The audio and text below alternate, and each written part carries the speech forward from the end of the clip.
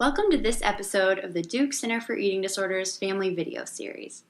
This video is about what it can be like for families when an uninvited guest, the eating disorder, shows up at the dinner table.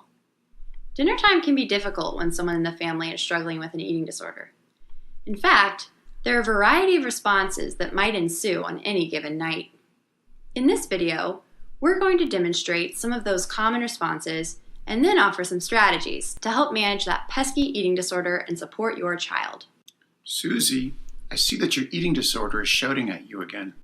I'm not eating that and you can't make me.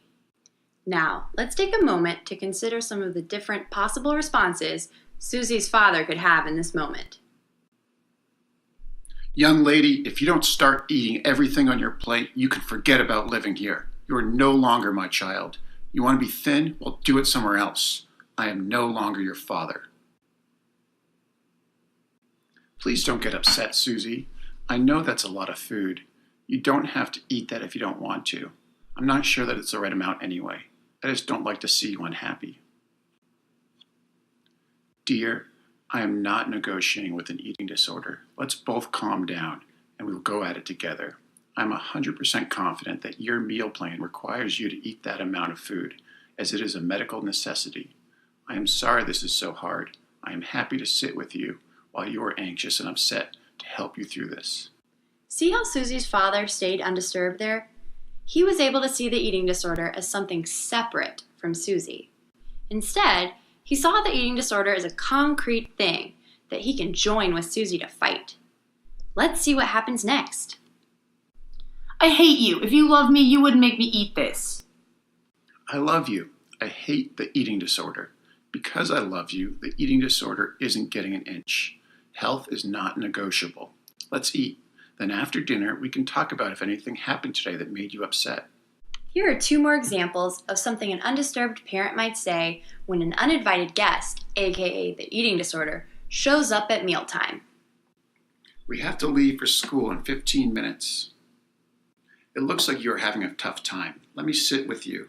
But if we can't finish breakfast, it is best that you stay home from school this morning and rest. No point in getting to school when your brain doesn't have the energy to think and learn. Your meal plan is your medical prescription.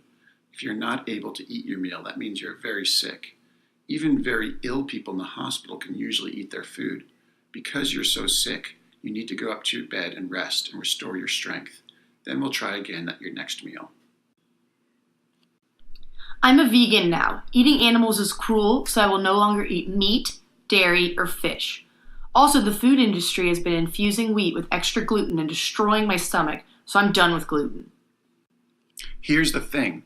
I'm all about you protesting for animal rights, and when we get back to a stable, healthy weight, I will support your independence about your food choices. However, the fact that these changes are coming up when your health is compromised is not okay. It is very challenging to get enough protein and calcium with those choices when your body has so much repair work to do. So let's put off being a vegan until you're healthier, and then I will personally take some vegan cooking classes with you. In the meantime, I'm very happy to only buy things from local farmers that are kind to their animals. Fine. I love you. Let's go donate all your old leather stuff to an animal rights organization. There you have it, folks. Some strategies you can use when that pesky eating disorder shows up at dinner time. That's all we have for today's video. Now it's your turn to go practice, practice, practice. Feel free to come up with your own undisturbed responses that feel right for you and your family. And don't forget to do something nice for yourself today.